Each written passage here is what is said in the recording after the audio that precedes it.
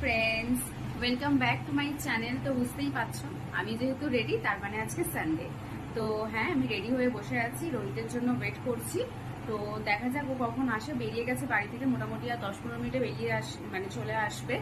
তো কোথায় আজকে যাব সেটা আমরাও জানি না। আমরা অন্য একটা জায়গায় যাওয়ার প্ল্যান করেছিলাম, বাট সাডেন আজকেই পুরো উইকে বৃষ্টি সেরকম হয়নি। আজকেই সারা দিন সকাল থেকে বৃষ্টি হচ্ছে আমাদের প্ল্যানটাকে ভেস্তে দেওয়ার জন্য।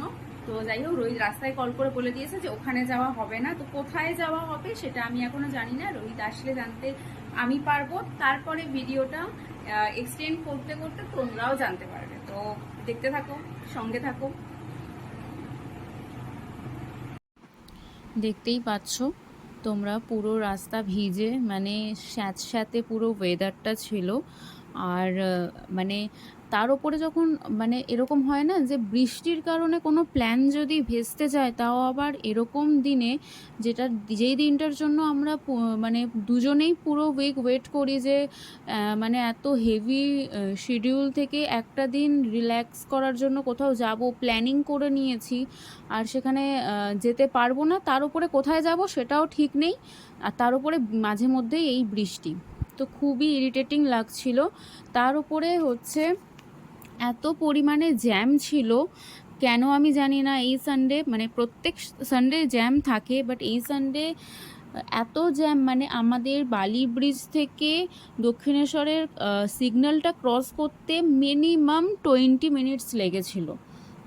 মানে কি বলবো, এত বেশি পরিমাণে ফ্রাস্ট্রেটিং লাগছিল, ব্যাপারটা বলে বোঝাতে পারবো না। তো অনেক কষ্টে সিগন্যালটা গ্রিন দেখে কোনো রকমে আমরা বেরিয়ে, মানে সিগন্যালটা ক্রস করে তারপরে একটা স্বস্তির নিঃশ্বাস ফেলেছি। তারপরে হচ্ছে আমরা মানে মনে তো আছেই যে কোথায় যাব, আর কাছে পিঠে কোথায় যাব, স্পেশালি কাছে পিঠের মধ্যে কোথায় যাব। তো হুট করে আমার মনে পড়লো যে অনেক দিন ধরে নর্থ কলকাতা যাওয়া হয়নি, আর নর্থ কলকাতাটা মানে সেদিক থেকে দেখতে গেলে আমার বাড়ি থেকে কাছেই পড়ে। তো ঠিক করলাম চল নর্থ কলকাতা, আর সব থেকে কাছে শ্যামবাজার আমার বাড়ি থেকে নর্থ কলকাতার মধ্যে পড়ে। তো এই জ্যাম পেরিয়ে রোহিত তো বারবার বলছিল যে জানি না যেতে পারবো কি না, আর গেলেও মানে না ভিজে যেতে পারবো, মানে পারবো কি না সেটা সব থেকে বড়। এত পরিমাণে জ্যাম ছিল না, মানে জাস্ট তার উপরে ভয় করছিল যে এই না আবার বৃষ্টি আসে, এই না আবার বৃষ্টি আসে। আর বলতে বলতে বৃষ্টি এসে গেছিলো।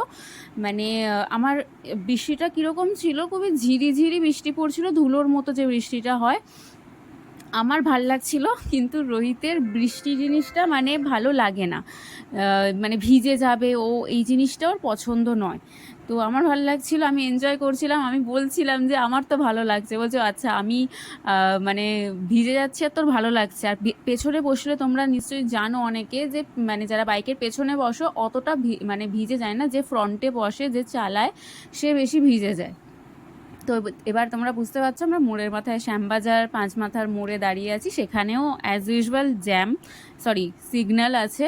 তো অনেক কষ্টে আমরা মানে সিগন্যালটা ক্রস করে, আর মানে কি বলতো, যখন কোথাও একটা ডেস্টিনেশন ঠিক থাকে না, আর বাড়ি থেকে বেরিয়ে ঠিক করতে হয়, তার উপরে এই জ্যাম থাকে, তার উপরে এই বৃষ্টি থাকে, সব কিছু নিয়ে একটা মানে খুবই ফ্রাস্ট্রেটিং ছিল। এরপরে আরও একটা ব্যাপার এলো, মানে ফ্রাস্ট্রেটেড করে দেওয়ার মতো আমাদের। সেটা হচ্ছে আমরা গেছিলাম হাতিবাগানে, কিছু কেনাকাটার ছিল। অ্যান্ড এটা কখনো আমি দেখিনি আজ অবধি, যে হাতিবাগান গেছি আর সেখানে দোকানপাট এরকম অবস্থা, এটা আমি আজ অবধি দেখিনি। বাট স্টিল সেদিনকে ছিল, কী কারণে ছিল জানি না, বাট তোমরা দেখে বুঝতে পারছো হাতিবাগান মানে ন্যাচারালি এরকম থাকে না। হাতিবাগান সবসময় জমজমাট, অনেক ভিড়, মানে জানো তোমরা। আর কি বলবো, কলকাতায় হাতিবাগানের এত বেশি ক্রাউড থাকে সবসময়, আমি চিনতে পারছিলাম না, মানে আমি সেদিনকে হাতিবাগান চিনতে পারছিলাম না। পেট পুজো করার জন্য আমরা খুঁজছি কোথায় গিয়ে বসা যায়।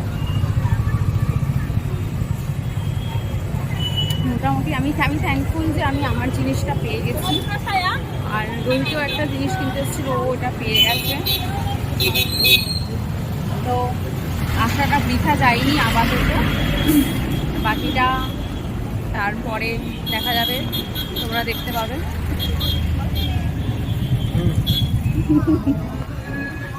আজকেও একটু মুডি হয়ে আছে, কারণ হচ্ছে আজকে ওর শরীরটা ভালো নেই। খেতে এসছে ফুচকা, যেটা আমার কাছে একদম ভালো লাগে না। তো এই যে ফুচকা, কিন্তু আমার ফুচকা খেতে ভালো লাগে না একদমই, সেটা যেখানেরই হোক আমি অত প্রেফার করি না ফুচকা, তাই জন্য আমি ফুচকা খাচ্ছি না। এসে গেছি সুতানুটি জংশনে। তো যার কাজ সে তার কাজ করছে, মানে রোহিত হচ্ছে মেনু দেখছে। হ্যাঁ, ফিশ ফ্রাই কি খাবি না, তাই তো? ফিশ ফ্রাই আছে, ফিশ পকোড়া আছে।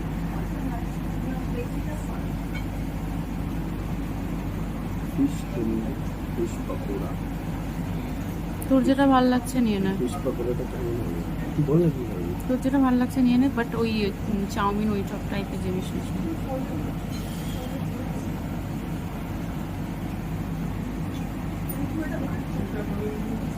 ফিশ গভীর পকোড়াটা কেমন হবে জিজ্ঞেস করি।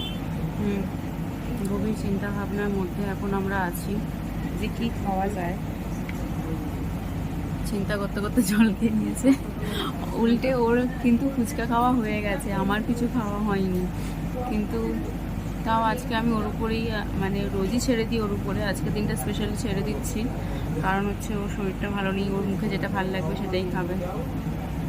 তো এখন গভীর চিন্তা ভাবনার মধ্যে আছে, মেনু কার্ড দেখছে, আমাকে দেখছে, মেনু কার্ড দেখছে আর আমাকে দেখছে কি খাওয়া যায়। আমরা চুজ করে ফেলেছি চিকেন তন্দুরি, যেটা আমার খুব ফেভারিট, আর হাতিবাগানে আসলে আমি এই জিনিসটা খাই। Thank you.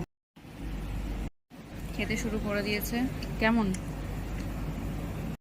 আমাদের খাওয়া হয়ে গেছে, এই যে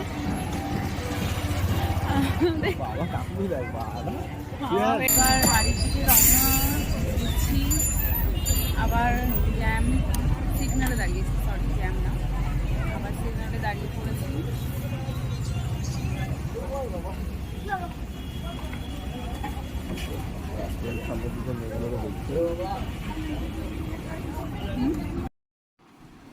তো ভিডিওর মাঝখানে আমি তোমাদের সাথে একটা আমার পেন পয়েন্ট শেয়ার করি, যেটা হচ্ছে তোমরা ব্যাকগ্রাউন্ডে শুনতে পাচ্ছ কুকুর ডাকছে।